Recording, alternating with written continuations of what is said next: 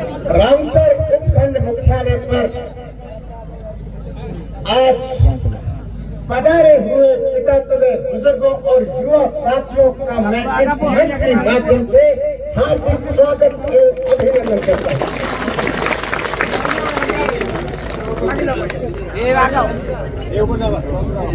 हमारे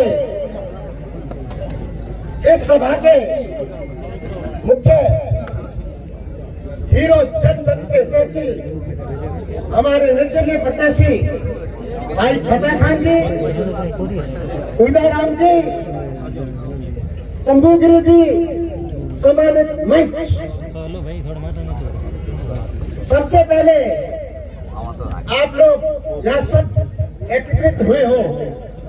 आज हम क्यों एकत्रित हुए और हमें क्यों एकत्रित होना पड़ा, इसके लिए मैं आपको संक्षेप में बताऊंगा। सबसे पहले जब आज से 5 साल पहले भाई उदय राम जी आरएलपी से खड़े हुए तो जिस रूप से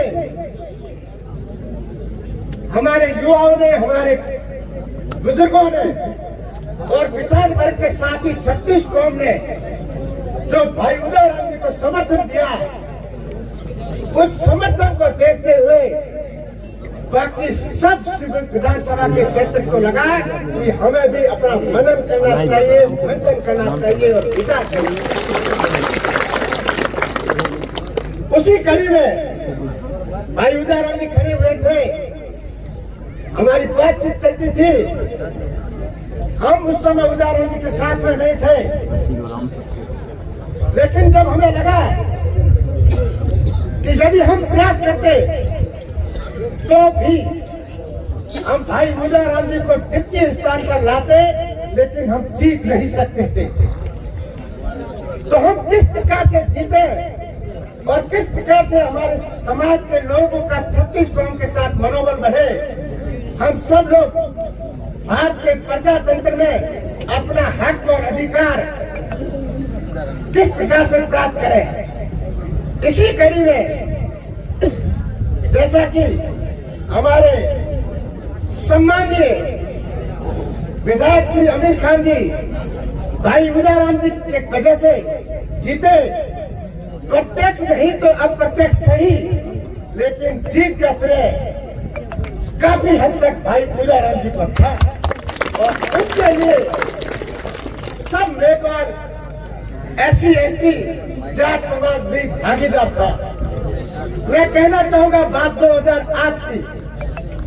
आज जो समीकरण बन रहा है वो राष्ट्रीय पार्टी की स्तर सब 2008 में बन चुका था। जब 2008 में परिसमीकरण हुआ तो उस समय तय हो गया था कि यहाँ की जो ये सीट है कांग्रेस की झोली से कभी बाहर नहीं जा सकती, यदि कांग्रेस से समर्थित लोगों का बात सुनी जाए, उनका आदर किया जाए, उनका विकास किया जाए। लेकिन समय की करवट बहुत बदल सकता है, जो हुआ आपसे छुपा हुआ नहीं है।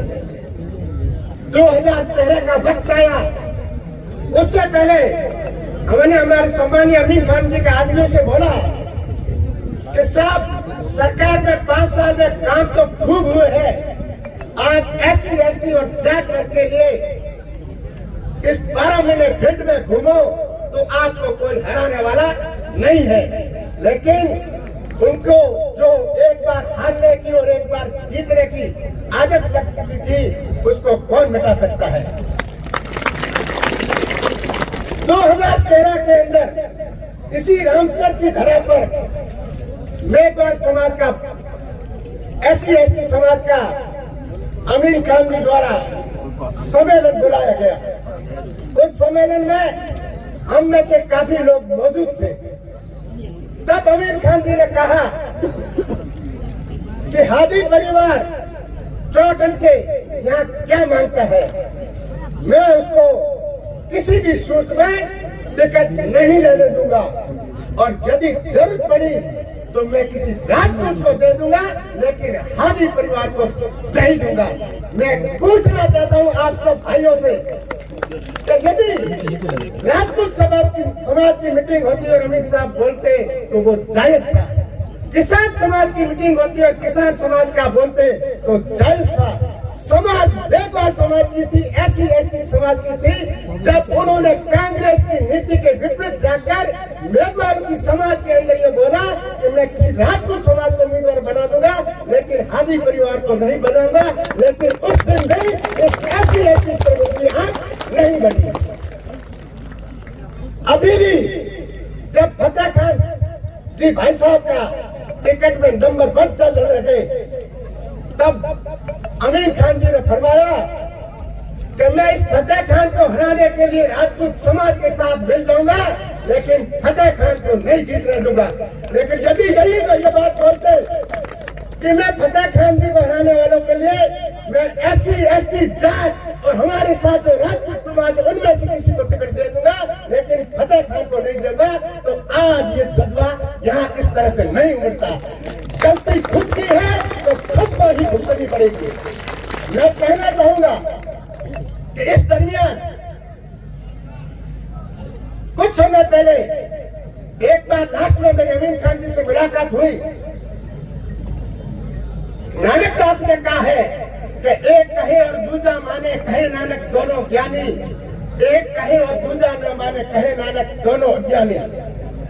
विधानसभा के चुनाव हुए, अमीन खान जी जीते, हमने हमारा जैसा सहयोग था किया और उसके बाद सामने वाले की जब नीयत बदली कि ये SC/ST समाज का कतई भला नहीं करेंगे तो हमने जाना ही छोड़ दिया कि वो ज्ञानी है तो अपने घर में हम आपको ज्ञानी नहीं बनाने चाहिए। लास्ट में एक बार जब बात हुई तब उन्होंने मुझे बताया कि आप और उदयराम जी मेरे खिलाफ हो। मैंने कहा उदयराम जी खिलाफ है तो आप उदयराम जी से पूछिए, वो बता देंगे। मैं आपसे किस लिए खिलाफ हूं मैं आपको खुला बता देता हूं। मैंने कहा जैसा कि आपने फरमाया कि कुछ हद तक उनकी बातें सही होती थी। उन्होंने कहा कि मैंने गुरु को पंचायत इसलिए नहीं बनाया कि प्रजातंत्र के अंदर इन्होंने गांव में घुसने नहीं दिया। मैंने कहा ये बात मैं आपकी सुन चुका हूं, लेकिन मुझे एक बात का जवाब दीजिए कि आपने ठगारी को ग्राम पंचायत क्यों नहीं बनाया?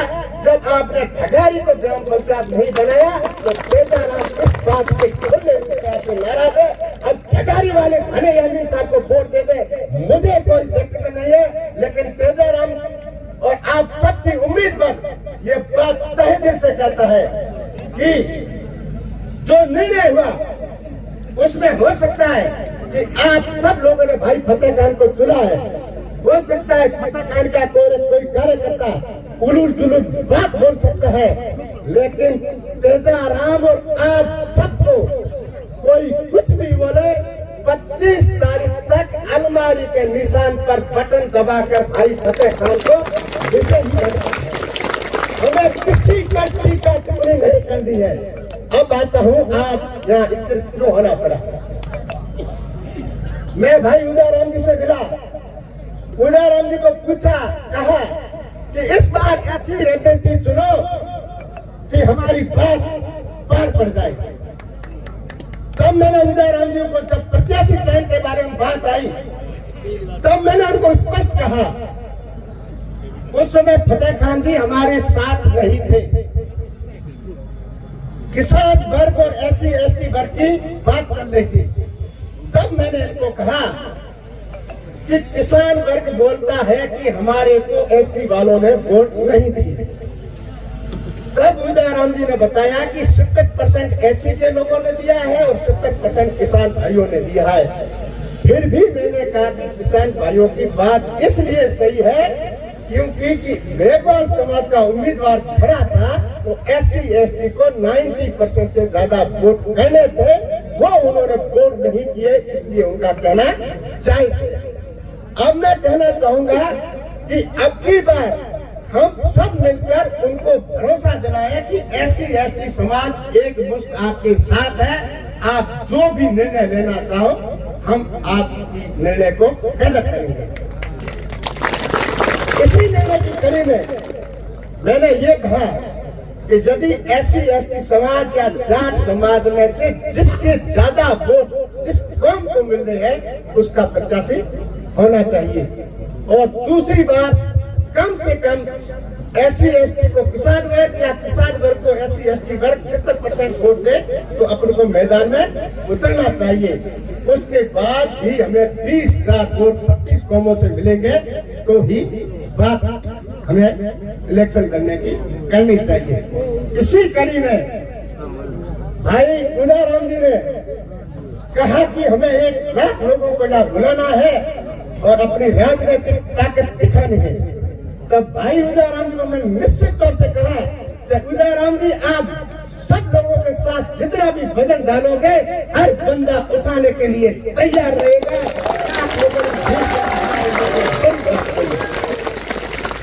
मैं कहना चाहूंगा, ये विधानसभा की बात छोड़ो, राजस्थान बाड़मेर जिला का पूरे राजस्थान में SC ST समाज का कोई ऐसा ही कोई अज्ञानी आदमी होगा तो मैं कह नहीं सकता। बाकी सब लोग चाहते थे कि भाई उदाराम जी MLA बनकर विधानसभा में पहुंचे। उदाराम जी को लगा कि मुझे चौहटन में हो सकता है टिकट मिल सकती है। राजनीतिक पार्टियां हैं, क्या हुआ नहीं हुआ इस पे मैं नहीं जाना चाहता हूं, लेकिन मैं इतना कहना चाहता हूं कि इसी परिप्रेक्ष्य में सबसे पहले बाड़मेर में मीटिंग रखी गई, उसके बाद रामसर में मीटिंग रखी गई, उसके बाद गडरा रोड में मीटिंग रखी गई। उन मीटिंगों का सार ये था कि हम SC ST के लोग जब तक टिकट फाइनल नहीं होता तब तक हम एक चुपचाप बैठे रहेंगे। वक्त किस गड़बड़ बदलता है हमें हमारा फैसला लेना है। इन्होंने खुले तौर पर कहा गडरा की मीटिंग में कि दशरथ जी यदि आपको बीजेपी का कोई टिकट देता है तो हम तन मन धन से जीप के अंदर कर आपका खुला प्रचार करेंगे और हम सब SC ST के लोग आपके साथ खुले रूप से जुड़ेंगे। इसी कड़ी में कांग्रेस की भी बात आई। मैं कुछ मेरे खुद के असूल है, मैं कहना चाहूंगा कि जब कांग्रेस से टिकट मांगने की बात आई तो हमने मंथन किया कि चौहटन के अंदर रिजर्व सीट है और जैसलमेर में कांग्रेस ने अनुसूचित जाति के व्यक्ति को जनरल सीट पे टिकट दिया है और अब यदि हम सिर्फ विधानसभा से कांग्रेस की टिकट मांगेंगे तो 36 कौम के लोग कहेंगे कि बेगौलों में अक्ल नाम की कोई चीज नहीं है। इसलिए मैं आपको कहना चाहूंगा कि ये बात वजन रखती थी बीजेपी के अंदर कि जब बाड़मेर लोकसभा में कांग्रेस से जनरल कास्ट को टिकट दे सकती है तो बीजेपी यदि यहाँ पे टिकट देती तो निश्चित रूप से आप सब लोग हम सब लोग उसके साथ दौड़ते और उसको विजय से गुजराते। फैसला राष्ट्रीय स्तर पर लेना है, उनको लेना है। फिर दोबारा यहाँ रामसर में इसी जगह पर सब लोगों को मीटिंग बुलाई गई कि अब अपने को करना क्या है। सभी लोगों ने लास्ट में तय किया कि SC ST तब तक भाई फतेह खान जी की टिकट घोषित हो चुकी थी। तब ये कहा गया कि SC ST किसान वर्ग और भाई फतेह खान जी के साथ बैठकर बात का निर्णय लिया जाए, हमें तो खाली जीत हासिल करनी है। उससे पहले मैंने कहना चाहूंगा कि मैंने कांग्रेस प्रत्याशी श्री अमीन खान जी के साथ 2 टूक शब्दों में ये संदेश भिजवाया। टिकट मैंने नहीं मांगी थी, मैंने 2 टूक शब्दों में संदेश भिजवाया। उनके जो बुद्धिजीवी थे उनको भी कहा, मैंने कहा देखो आज 45 साल का इतिहास देख लो, एक बार कांग्रेस जीत रही है, एक बार कांग्रेस हार रही है। इस बार आपके अमीन खान जी का हार का नंबर है।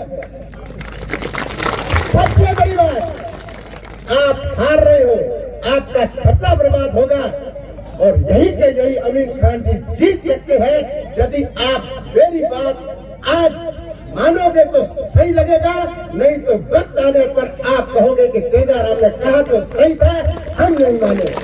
मैंने उनको ये कहा कि हार का नंबर है और आप निश्चित तौर पे हार रहे हो।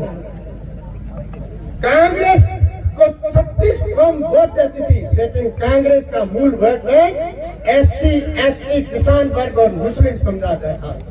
मैंने कहा जाट समुदाय इतना सक्षम हो गया है, कांग्रेस को वोट देना है परवाह नहीं करेगा, बीजेपी को वोट देना है परवाह नहीं करेगा, और इस बार जब निर्दलीय को वोट देने की ठान लिए तो वो किसी की भी परवाह नहीं करेगा। लेकिन जो आप अल्पसंख्यक भाई हो, पहले जब इलेक्शन आप लड़ते थे तब सब मुस्लिम साथ होते थे। अब की बार वक्त का तकाजा है, आप देख लेना जिस दिन टिकट जारी होगी उस दिन मुसलमान 2 गुट में बटेगा, और आज बट भी गया। तो मैंने उनको कहा कि तीसरा सबसे बड़ा नुकसान आपका ये हो रहा है कि बेगवा लोग कांग्रेस पार्टी से बहुत दूर जा चुके हैं, उनको नजदीक आने की कोई जगह नहीं बची है। अब इन तीनों बुराइयों को यदि आप अमीर खान और उनके बुद्धिजीवी लोग चाहते हो तो रोक सकते हो।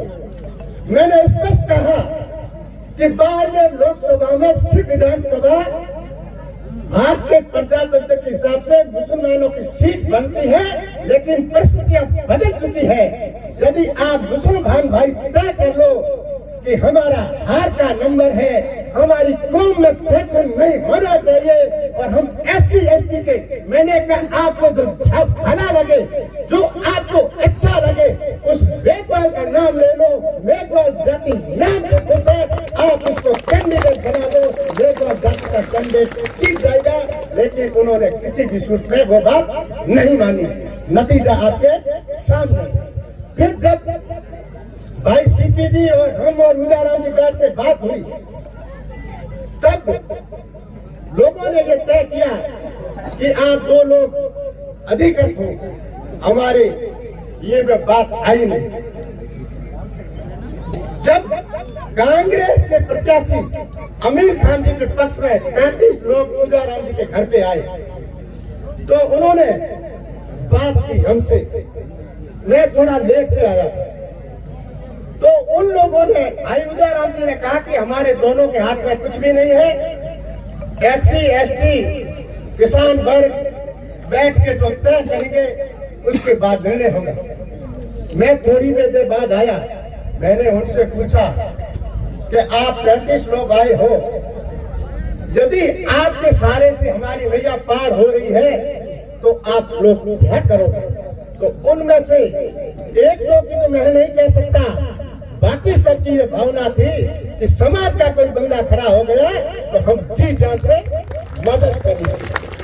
कुछ देर बाद भाई उदाराम जी ने मुझसे पूछा पहली बार कि तेजाराम जी आपका क्या विचार है? तब मैंने इनको कहा कि आपको मुझको पूछना नहीं चाहिए था, और यदि आपने पूछ लिया है तो कम से कम आप अपने मन की बात सुनाइए। तब इन्होंने कहा कि पहली बार हम इलेक्शन लड़े, जनता का सहयोग था, पैसा खर्च हुआ, पब्लिक ने दिया, और हमारी तरफ से कोई एक पैसा भी नहीं लगा। अब की बार हमारे SC, ST हर वर्ग की गाड़ी खर्चा सब कुछ लगेगा, इसलिए मैंने ये तय किया है कि किसान वर्ग के ऊपर कर्जा भी है, अपने ऊपर ऋण भी है। 2 बहनें जो विधवा हुई उनकी क्षतिपूर्ति हो नहीं सकती है, और मेरी चाहत ये है कि मैं इनका कर्जा भी उतार दूं। और मैंने चंद्र प्रकाश जानी को बोला है कि हाथ जीत तो मुकद्दर के हाथ में है, लेकिन मैं किसी भी सूरत में आपका तन मन से सहयोग करूंगा। यदि खर्चा लग जाए और बाद में हार हो जाए तो आप मुझे मत कहना। सिर्फ 5 मिनट की बात रही है, आप आराम से सुनना। तब मैंने उदाराम जी को कहा कि आपने मुझे पूछा है तो मैं आपको जवाब दे देता हूं। मैंने कहा आपकी और चंद्र प्रकाश जी और 10 मौजूद लोगों की आप मन और आत्मा से बात करते हो तो मैं मेरा जवाब ये देता हूँ कि तेजाराम की जेब में तो 1000 रुपए भी नहीं है, लेकिन पैसों के लिए कुदरत ने उसका काम न तो रोका है, न रुका है और न ही रुकेगा।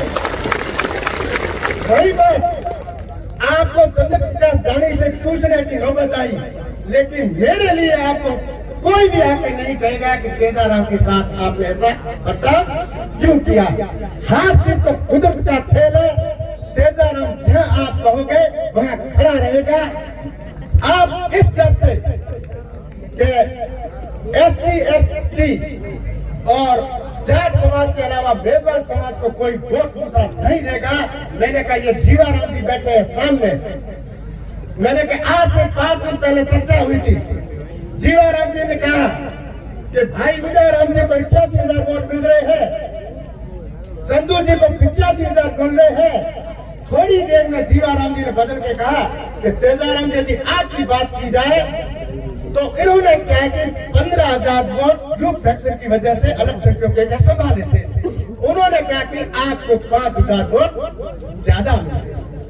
तो मैंने कहा भाई जीवाराम जी मैं स्पष्ट कह दूं कि यदि 15,000 वोट आपको मिलेंगे तो मैं 20,000 लाऊंगा, और 10,000 मिलेगा तो 15,000 लाऊंगा, और 5,000 मिले तो 10,000 लाऊंगा। लेकिन इसके साथ ही मुझे 36 कौम 20,000 वोट देगी। लेकिन मैं आपको कहना चाहूंगा, मैंने भाई उदाराम जी के साथ जुड़ा हूँ, तो तेजाराम इतना बदनीयत नहीं है कि आके इनके भीतर डाले। उदाराम जी की मंशा स्पष्ट थी कि हम हर हाल में जीते। परिस्थितियां बदली, फतेह खान जी का टिकट कटा, हम लोगों ने तय किया कि हम किसी भी सूरत में जीत हासिल करना चाहते हैं। हम दोनों की बात हर्क में नहीं आई। तब हमने कहा भी अपने समाज के मौजूद आदमी 120 लोग हैं या 150 लोग हैं, उनको बुलाते हैं, उनकी मौजूदगी में अपन निर्णय लेंगे कि क्या करना चाहिए। शिव विधानसभा क्षेत्र के पूरे ही लोग वहां पहुंचे। आखिर में यह तय हुआ कि अपना जाट लोगों के कर्ज है, जाट लोगों को हमारी तरफ से कमान सौंप दे देते हैं, और जाट लोग जो फैसला करेगा वो हमारी को स्वीकार होगा। जाट लोग आए, भाई फतेह खान जी साथ में आए, उन्होंने स्पष्ट कहा, भाई उदयराम जी ने कहा कि हम हमारी तरफ से आपका कर्जा उतारना चाहते हैं और आप अपना बेटा लाइए। तब जाट भाइयों ने कहा, किसान भाइयों ने कहा कि आप हमारा बेटा मानते हो, ये फतेह खान हमारा बेटे जैसा है और आप फतेह खान के वोट। तो निश्चित रूप से किसी एक आदमी ने फैसला नहीं लिया और एक आदमी फैसला ले भी नहीं सकता है। जैसे कभी भाई ने पहले कहा कि जिसके दिल में जोश और जुनून होता है वो फैसले को स्वीकार करते हैं। तब भाई फतेह खान जी को तय किया गया। अब बारी आती है कि परसों मीटिंग हुई। मीटिंग के अंदर जब तय हुआ कि ये सोची समझी बात नहीं थी। मैं आप सबसे पूछना चाहता हूं कि आज अपने यहाँ एक जागम पे लेबर समाज, SC ST समाज के नाम से इकट्ठे हुए हैं, ये बात तो सही है, लेकिन इकट्ठे तो भाई फतेह खान जी के सपोर्ट के लिए हुए या और किसी के लिए हुए? गलत है। तो मैं आपको कहना चाहूंगा कि कहा गया है कि इन्होंने तो 2 दिन पहले मीटिंग रखी थी, उस मीटिंग में भी अपना फायदा कि दुश्मन को कभी कमजोर नहीं समझना चाहिए। उनको लगा कि हमारा समाज जो किसान वर्ग और अल्पसंख्यक वर्ग के साथ ही 36 कौम से बात कर चुका है, और हम लोग जो हमारे अमीर खान जी के साथ है, लेकिन हमारी कौम की बात अधूरी नहीं रह जाए, हमारी कौम के हौसले पस्त नहीं हो जाए, तो हमारी कौम के अंदर ऐसा जोश और जज्बा पैदा किया जाए कि हम जो 10 लोग हैं वो भले ही अमीर साहब के पास बैठे रहे, लेकिन पूरी कौम भाई फतेह खान के साथ जुट जाए। तो कहा गया है कि उन्होंने हमारी एक असफलता की मार्ग दिखाया। उन्होंने दिखाया कि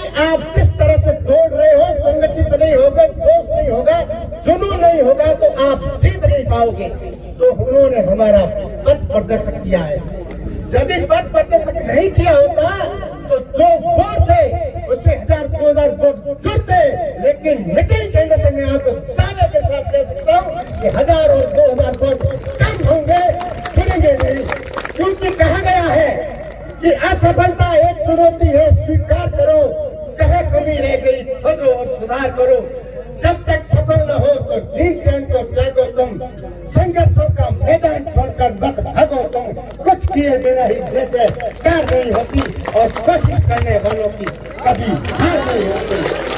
तो मैं इन सभी मंच में उपस्थित सभी भाइयों से और जो लोग शामिल नहीं हुए उन सब से आग्रह करना चाहता हूँ कि इस पूरी जीत का श्रेय हम लोग नींव का पत्थर है। इसलिए हमारे एक भी पत्थर में कमजोरी नहीं होनी चाहिए। हमें हर गांव, हर गली, हर घर, हर मतदाता के पहुंचकर अपने आप को फतेह खान साबित करते हुए 36 कौम से वोट मांगना है, अपना भाईचारा और सद्भाव बनाए रखना है और किसी भी सूरत में कोई गलत टिप्पणी करनी नहीं है। एक जो राष्ट्रीय पार्टियों ने जो टिकट दिया है तो उनके टिकट को धराशायी करना है, जनता को टिकट को विजयी दिलानी है। इसलिए 25 तारीख को अलमारी के बटन पर निशान दबाकर अलमारी को इस तरह से भर दीजिए कि 3 तारीख को जब रिजल्ट आए तो सबसे पहले राजस्थान में निर्दलीय प्रत्याशी बहुत बड़ी जीत से राजस्थान की नंबर 1 पर जीते। आप लोगों का समय लिया, बहुत बहुत धन्यवाद। पुनः निवेदन की अलमारी को भरने में कोई कमी नहीं रही।